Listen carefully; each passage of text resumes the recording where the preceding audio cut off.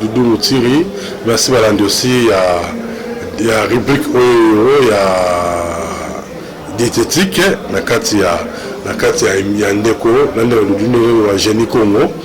J'espère que le nôtre ça ensuite il y a Aïe, donc suite fait Aïe, tu auras ensuite pour te dire ce que ça a fait. Donc la personne qui Aïe, famille Aïe la fois passée, la personne qui non scientifique Aïe, la personne qui famille Néanmoins, la personne qui la famille non scientifique Aïe qui allume Santivoum, la famille à l'Iliacé, la personne qui va propriété Aïe riche dans souffle, aussi la personne aussi qui Aïe normalement azali antibiotique, donc en fait avant création il y a antibiotique, ben là on sait la Aïe. Les tourneaux vers le 17e siècle, vers 1700, les tourneaux qui parmi les aliments qui consommés, nous sommes maladie à calcul rénal, soit une première stérilité. Là, on donnait beaucoup plus de feuilles à les tourneaux pour la purge. Voilà, on a 1700. Donc, on peut aïe avant la création d'antibiotiques, aïe, il y a qui comme kiss antibiotique. Nous sommes là par exemple si nous tombons la typhoïde ou la bronchite, la coqueluche, on utilise toujours aïe. Et puis nous avons aussi que aïe na égyptien, parmi les divinités, donc parmi les nzambe. Parce que pour eux, ils avaient fait un constat que moto allait bilo ko balambi na aïe, ceux qui avaient pas ce que tu as pu aller ba fléau, ceux qui ont maladie balai ko attaquer bango, balai ko zoa bangoté. C'est ça qu'on avait parlé la fois passée. Mais l'autre peut ça déjà rapidement après plusieurs maladies sonné par aïe, donc il y a la molde ya traitement.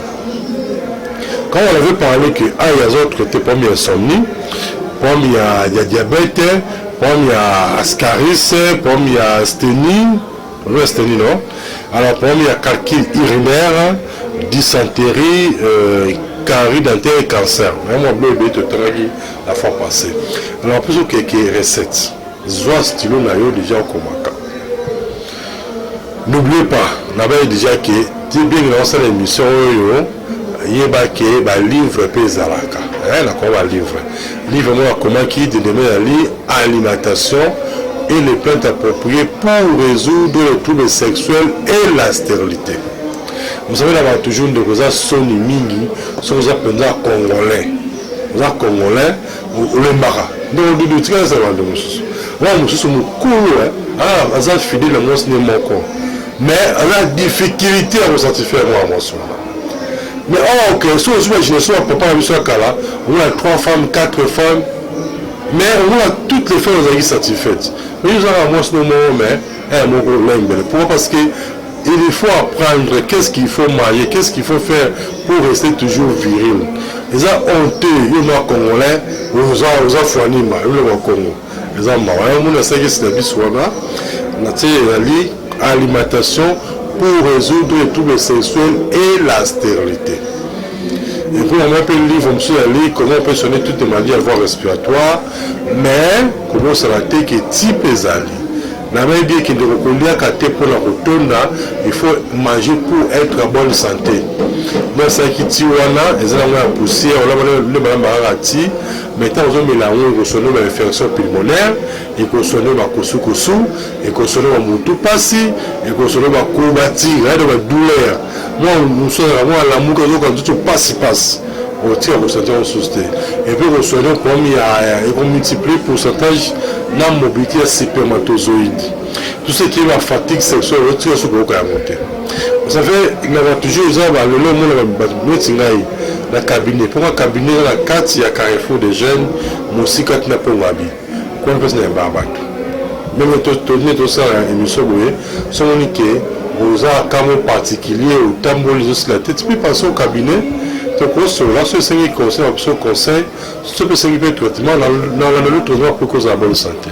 Donc, le cabinet pour se livrer, on se la vie, soit au son matin pour que et permettre aux toujours la bonne santé. J'affirme que ce qu'on me l'a dit, on a salaki, ça on a poussé. Il n'y a pas même des interdits. Quand on me pose la question, bon, ça c'est pas on me l'a dit, on a oui. Mais moi, ça c'est on me l'a dit, on a salaki, on a des goûts. Alors, bon, moi, on a très courageux.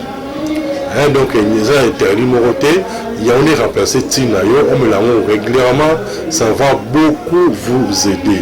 Et puis j'avais aussi dit que si on me l'a que tu es face à mon Covid-19, soit face à face sans masque. Et on tient aux royautés.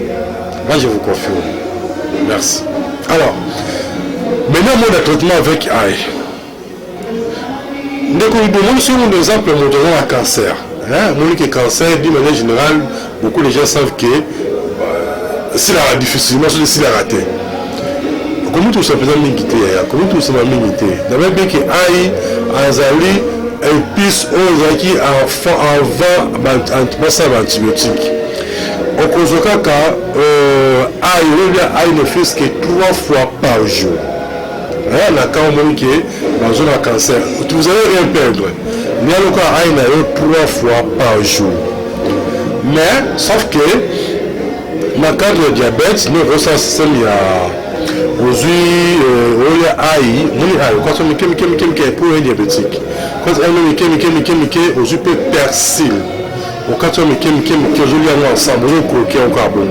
Dans le cadre du diabétique.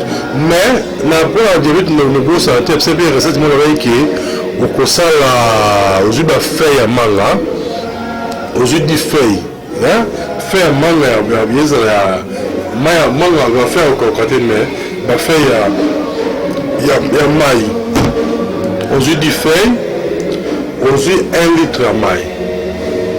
Alors, aujourd'hui, aïe, ils attaquent 3 boules de aïe. Quand aïe, fait un manque à part quand on te bombe zatétique, quand il y a un jour, on a un autre maille entier.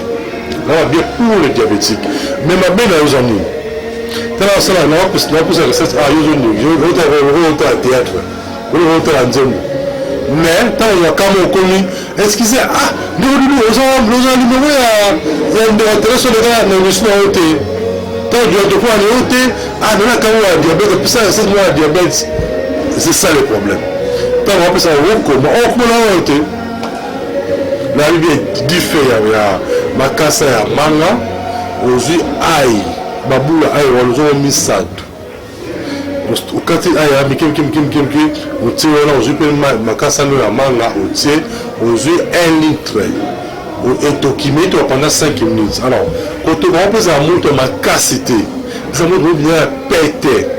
On dit que pendant 5 minutes, après on quitte ici. Si on quitte ici, on met un test tout est le désert. Non, après 2 heures, on met test après 2 heures, on met test mais carrément, en tout cas, on a résisté à 3 mois.